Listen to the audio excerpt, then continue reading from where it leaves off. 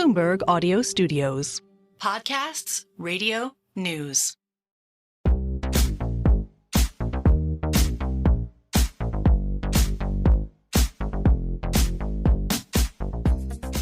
Welcome to Merryn Talks Your Money, the personal finance edition of Merryn Talks Money.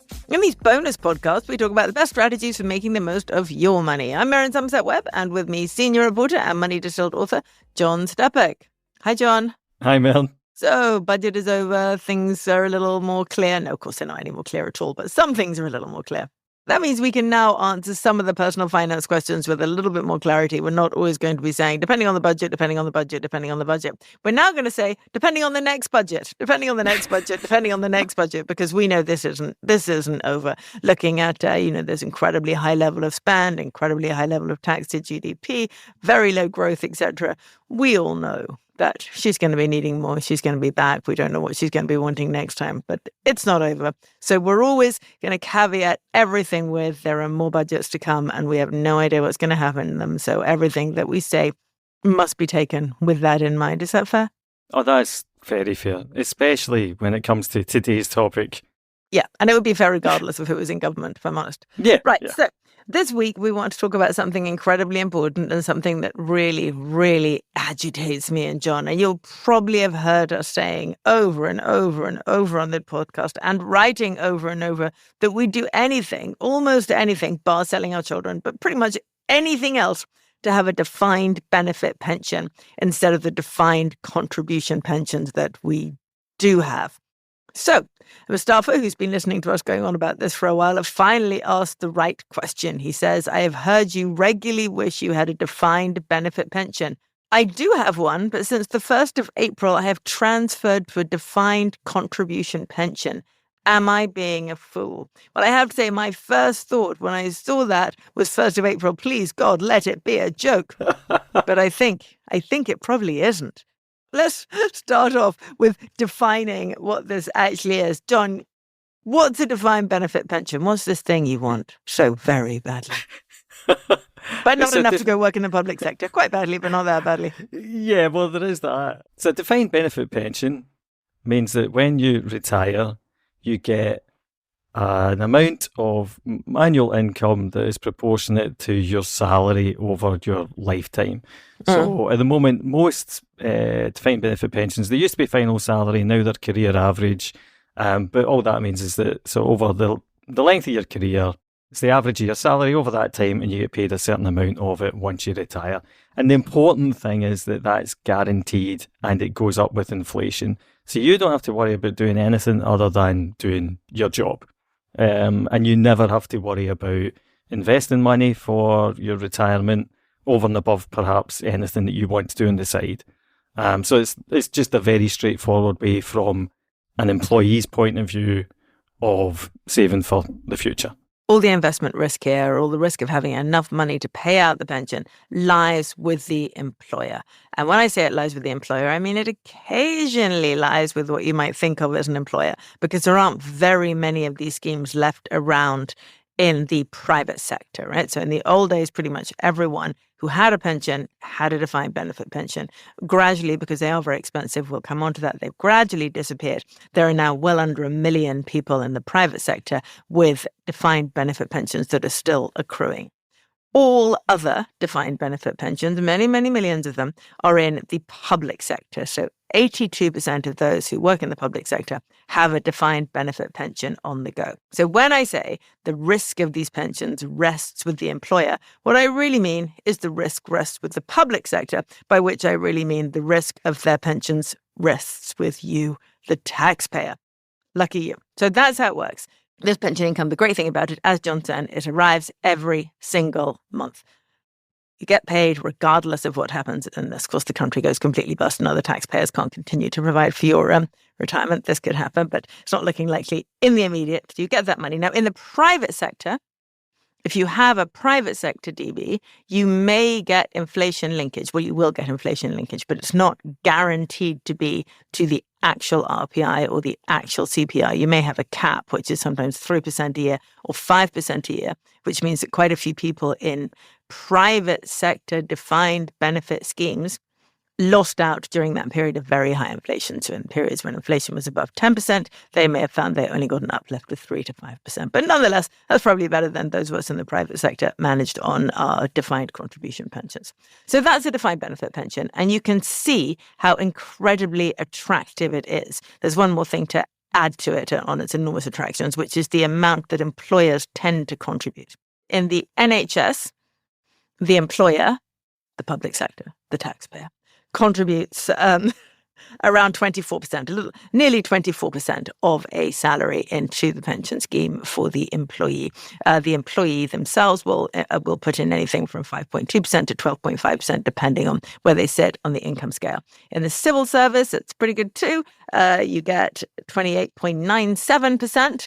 There are various different schemes, but that seems to come out around there all the time. And the local government, it's 14 to 18%. So your employer, the public sector, the taxpayer, is putting, just to be clear, is putting a lot of money into these schemes. Now, let's shift from that very pleasant sounding thing. Although I will say that, and it is fair to say this, John, before we go any further, just because you're in a defined benefit scheme doesn't mean you're going to spend your retirement rolling around in money. If you were making £25,000 in the public sector before your retirement, you're going to be getting considerably less than that as your pension. And I would also say that there is a thing where, because the contribution levels from the employee are reasonably high, they can be, 5, 6, 7%. It is the case that a lot of low earners in the public sector opt out of their pension. And that's a major problem. Not medium earners or high earners, they all stay opted in, very sensible word. At the bottom, they're going to be people who say, do you know what, I'm only earning £15,000. I can't afford to put anything into a pension, regardless of the fact that my employer might be adding another 20% plus. It's too much. And so that's a problem. Right. Lovely. Sounds so nice, doesn't it? Defined contribution. John, defined contribution pension. Well, defined contribution's the opposite. So really, you just have to save into what we sometimes call a pot, but we prefer to call a wrapper, a pensions wrapper. That carries various tax advantages, but really, ignoring them, it's on you to save up as much as you think you're going to need to fund your retirement when you retire. And when you retire, you can use that pot in various ways, but the point is it's not protected in any way and there is no guarantee. All of the risk is on you. And I think to get a sense of how much more beneficial the defined benefit pensions are, for auto-enrollment, which is defined contribution schemes, your employer contribution is as little as 3%. And your kind of contribution will be 5% from your gross salary. Now, obviously, some employers are more, generous than that. But the point is that even a generous sort of like generous package by defined contribution terms would be much lower than the civil service, nearly a third of your wage getting paid by your employer on top. And no, it's not going into your pension scheme, but that's the point. That's the cost to the employer for providing you with that pension. So the risk is all on you, and that's for the entire period, including during retirement. I mean, you're not necessarily making the investment choices. Obviously, a lot of people don't even know they have a defined contribution pension at all. It's just a pension. But what's happening is that their contribution and their employer's contribution are being paid into a fund of some sort, normally horribly performing in high fee, but we'll come on to that another time. And the idea is that grows throughout your working life. And at the end, there's a lump sum, there's enough to pay you out a reasonable income. And we've looked at this before, and it is true that if you work on an average income, you get a reasonable uplift in your salary every year, and you come out the other end having saved the maximum your employer allows into the pension, add it to the state pension, you should be just about okay. But you're just about okay without the certainty and inflation uplift that you get with a DB. So all doesn't really matter how you cut it. A DB is a better deal for an employee than a DC. On that inflation point, this really is important, because even if you get an annuity, which most defined contribution people don't at the moment, you still aren't going to be able to buy one that buys you the kind of protection. I mean, I was having a look at the civil service pension before we came on as well, and we're obsessed. And during the kind of very inflationary period, so they got 10.1% added to their pension in April last year, because that was the reference period. So no one in the private sector, I mean, if you did get 10.1%, I'd be interested to hear it, but I don't think anyone would have, unless you get some very obscure DB set up from a long time ago. So it really is a major benefit, and that would be extremely expensive to purchase in the open market, even if it was possible to do so. The one thing that might have made a DC more attractive than a DB, and maybe something to do with Mustafa's shift. We don't, by the way, know anything about Mustafa's actual situation, why he shifted from pension to pension. We don't know whether that's actually about changing jobs. We don't know whether it was a positive decision, or we've no idea what happened there. It's just all we have is the question that he asked us. So no judging here. But until this latest budget, it was possible to leave your defined contribution pension, effectively your STIP, to your heirs tax-free. So they did not pay tax on receiving it. And if you were under 70 when you died, they paid no tax on it at all. If you're over under 75. Under 75. So under 75. Under 75. Over 75, you paid your personal rate of income tax on withdrawing money from the pension. Is that right, John? Yep.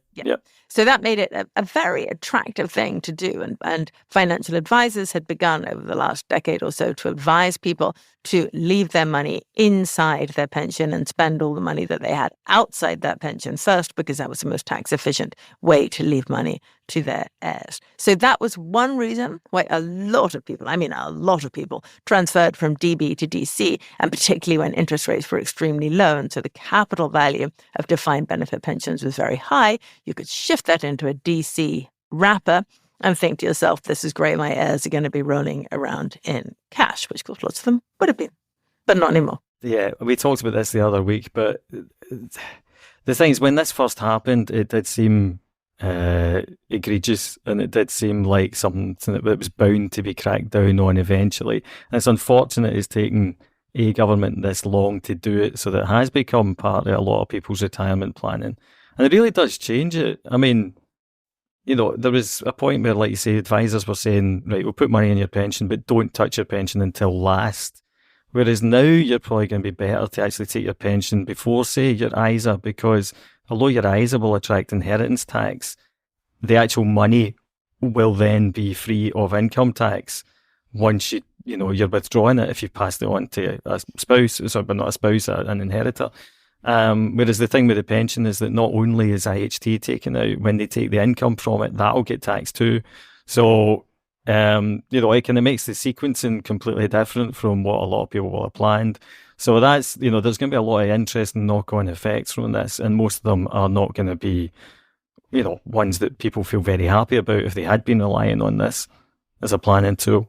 Yeah, so the thing to do now is to do gifts out of income, to take money out of the pension and hand it on under the gifts out of income exemption, effectively, isn't it?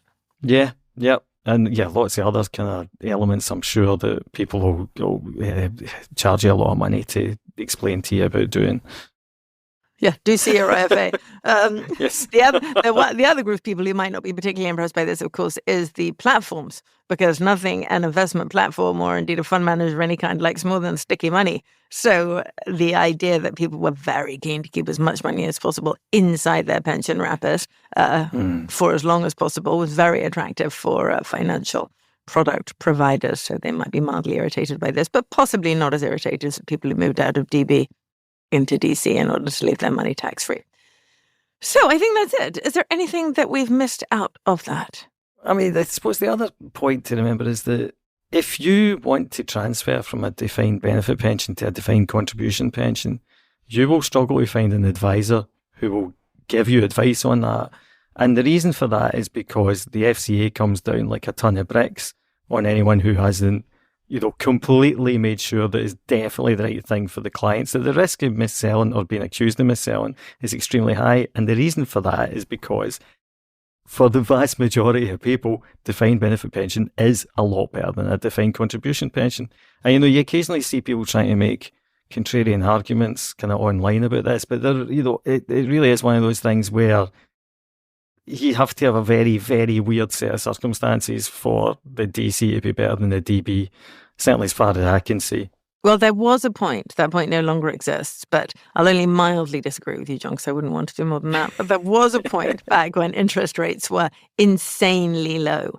And of course, the lower the interest rate, the larger the value of the assumed capital sum that pays out your DB. So there was a point when interest rates were extremely low that pensions that would have provided a very small stream of income were suddenly worth a very large sum of capital. So there was a moment in the interest rate cycle when you could argue, and I think I might even have argued, there was a point when it was reasonable to do it, but it was a pretty short window. I remember Martin Wolf in the FT, he did it, and that caused a lot of conversation, but of course, he'd done his maths pretty well. Yeah, that was a great timing call. Yeah. Anyway, but now it's rather more complicated with rates where they are and possibly staying higher for longer. But that's a conversation for a different part of this podcast. I think that's kind of it. So Mustafa, there you are. I don't think we can answer the question, was it foolish to move? Because we don't know your circumstances. But I think what we would say in general is that John and I would still, even after this conversation, really, really love a DB pension.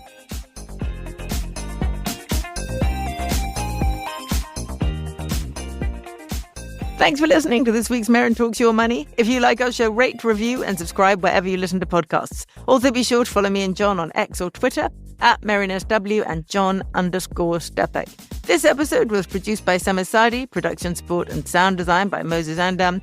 Questions and comments on this show and all our shows, always welcome. And that's particularly the case, by the way, on these personal finance ones, because John and I are not IFAs and we are not accountants. So if you know something we don't know, do please write in and let us know.